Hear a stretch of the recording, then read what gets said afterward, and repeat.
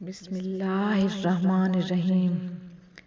حضرت امام حسین رضی اللہ تعالیٰ عنہ کا گھوڑا غم کا مرا آپ کے بعد اس نے اپنا چہرہ خون میں رنگ لیا اور خیمہ شریف میں روتا ہوا آیا اور زین العابدین بیمار کے قدموں پہ سر رکھ کر مر گیا۔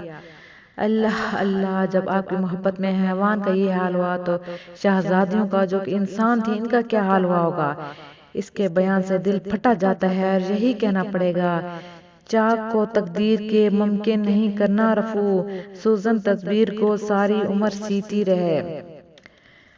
المختصر، آپ کی شہادت کے بعد بڑی مصیبت اور کلفت کی باتیں ظاہر ہوئیں، جیسے آسمان سے خون برسنا، پتھروں کے نیچے سے خون نکلنا، درختوں کی لکڑی توڑنے سے خون کا بہنا، اونٹ اور بکری کے گوشت کا جسموں کے لیے کڑوا ہو جانا۔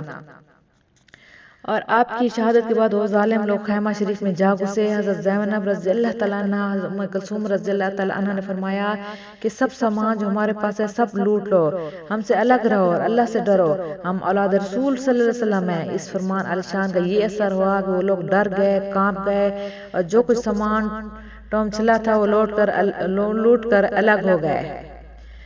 ابن سعد اور شمر وغیرہ ظالموں نے فوجیوں کو حکم دیا کہ امام حسین رضی اللہ تعالیٰ عنہ اور ان کے ساتھیوں کی لاشوں پر گھوڑے دوڑاؤ، اور سب ظالموں نے شہیدوں کی لاشوں پر گھوڑے دوڑائے۔ اے شمر ظالم، یہ کیا تو نے کیا کہ بے چین ہے قبر میں مصطفیٰ صلی اللہ علیہ وسلم، خدا کی ہیں پیارے محمد صلی اللہ علیہ وسلم نبی، انہیں تو نے دی قبر میں بے کلی، تو ماموں تھا حسین کا لئیں، خدا دیوے تجھ کو عذاب مہین، تو پیدا مسلمانوں میں کیوں ہوا کہ اسلام میں تجھ سے دھبا لگا، کیا کیا تو نے بتا اے بے حیا، کیوں بھلا آدم سے تو قطع ہوا۔ جاننا چاہیے کہ اولاد رسول میں سے کل 12 آدمی بچے تھے۔ زین العابدین اور باقی شہزادیاں تھیں۔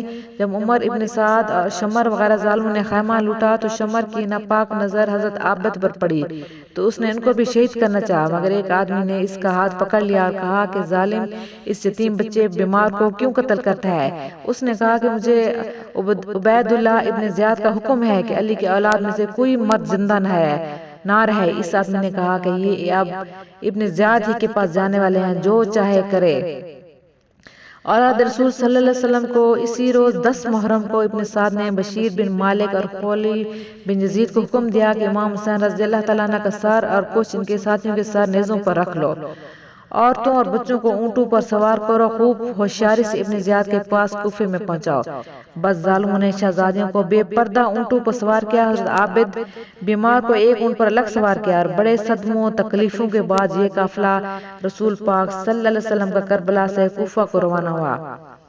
ابن زیاد وغیرہ قاتل کربلا میں ایک ہی دن ٹھہرے اور اپنے مرے ہوئے فوجیوں کو دفن کیا، اور حضرت امام حسین رضی اللہ عنہ جسم پاک ہو اور آپ کے فدائیوں کی لاشوں کو اسی طرح پڑے رہنے دیا، اور ظالم دوسرے روز کوفہ میں پہنچ گیا، اور تیسرے بستی کے لوگوں نے حضرت امام حسین رضی اللہ کے جسم پاک کو ایک قبر میں اور باقی سب شہیدوں کی لاشوں کو آپ کے قریب ہی ایک بڑے گڑھے میں دفن کیا، گن شہیدہ بنا دیا۔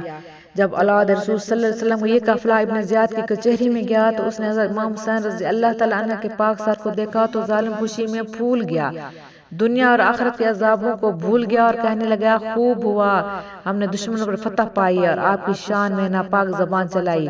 پھر اس کی نظر حضرت عابد پر پڑی، حکم دیا کہ اس کو بھی قتل کر دو، میں نہیں چاہتا کہ علی کی اولاد سے کوئی مرد زندہ رہے۔ پھر حضرت زینب رضی اللہ تعالیٰ عنہ اور حضرت ام کلثوم نے فرمایا کہ ظالم اگر مارنا ہے تو ہم سب کو مار، یہ بچہ ہمارے مردوں میں سے صرف ایک بچہ ہے، اے ظالم خدا کے قہر سے ڈر۔ ابن زیاد یہ الفاظ سن کر کانپ گیا اور قتل نہ کر سکا۔ دونوں شہزادیوں نے فرمایا، اے ابن زیاد، تو نے اپنے بہو بیٹیوں کو محلوں میں بٹھایا، اولاد رسول کو بے پردگی سے یوں در بدر پھرایا۔ ابن زیاد ظالم نے 3 دن تک شہیدوں کے سر کوفے کے دروازوں میں لٹکائے رکھے۔ پھر ظالم شمر کو حکم دیا کہ 5000 آدمیوں کی فوج لے اور اس قافلے کو دمشق میں امام زمان یزید کے پاس پہنچا۔